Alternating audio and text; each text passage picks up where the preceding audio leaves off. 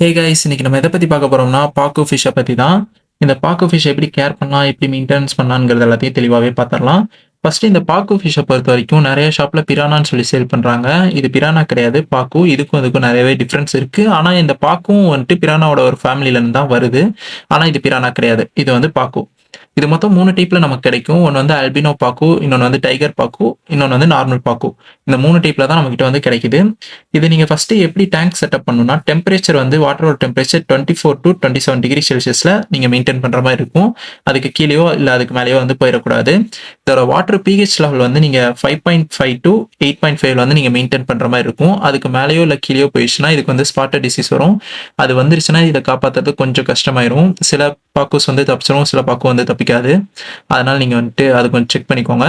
இப்போ நம்ம பார்த்தோம்ல இந்த 3 டைப், இந்த 3 டைப்பும் ஒரே கேரக்டர் தான், பெருசாலாம் டிஃபரன்ஸ் இருக்காது. அதனால நீங்க எதை வச்சீங்கனாலும் இதே மாதிரி மெயின்டெனன்ஸ் மட்டும் நீங்க கொடுத்துக்கோங்க. இதோட ஃபீடை பொறுத்த வரைக்கும் எல்லா டைப் ஆஃப் ஃபீடுமே எடுத்துக்கும். ஃப்ரோசன் ஃபுட்ஸ், அதுக்கப்புறம் பெல்லட்ஸு, லைவ் ஃபிஷஸ், இந்த மாதிரி எல்லாமே எடுத்துக்கும். என்னோட சஜஷன் எதுனா ப்ரான்ஸ் கொடுக்கறது பெட்டர். ஏன்னா என்னோட பாக்குக்கு நான் ப்ரான்ஸ் தான் கொடுத்துட்டு இருக்கேன். அது நல்லாவே ஃபீட் இருக்குது, நல்ல கலரேஷனும் கிடைக்குது. நீங்க உங்களுக்கு எது அஃபர்டபுளா இருக்குங்கிறத பார்த்து நீங்க கொடுத்துக்கலாம். ஆனால் சிக்கன் ஹார்ட்டை மட்டும் கொஞ்சம் அவாய்ட் பண்ணிக்கோங்க, அது இதுக்கு செட் ஆகலை, என்னோட ஒப்பீனியன்லாம் சொல்றேன். அடுத்ததாக இதோட டேங்க் சைஸ்ன்னு பார்த்தீங்கன்னா 4 ஃபீட் கொடுங்க, இல்லைன்னா அதுக்கு மேலே கொடுக்கறது இன்னும் பெட்ரு. ஏன்னா நீங்கள் வந்து டேங்கோட சைஸை சின்னதாக வச்சு மீன் அதில் நிறையா வச்சுருந்தீங்கன்னா ஒன்றுக்கு ஒன்று அடிச்சுக்கும் ஸ்பேஸுக்காக. அதிலே பாதி மீன் வந்து செத்துரும். அதனால ஸ்பேஸ் வந்து நீங்கள் ப்ராப்பராக செட்டப் பண்ணி வச்சுருங்க.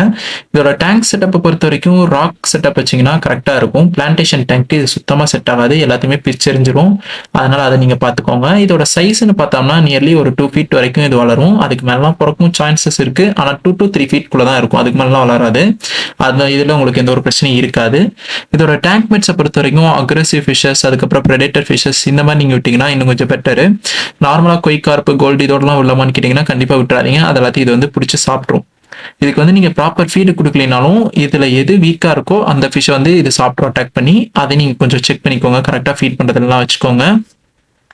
இது நைட் டைம் கொஞ்சம் ஆக்டிவாகவே இருக்கும். அதனால் நீங்கள் வந்து டாப்பை கொஞ்சம் க்ளோஸ் பண்ணி வச்சுருங்க. ஏன்னா ஜம்ப் பண்ணுறதுக்கு சான்சஸ் இருக்குது. என்னோட பாக்கு வந்து ஜம்ப் பண்ணும், அதனால் நான் சொல்கிறேன்.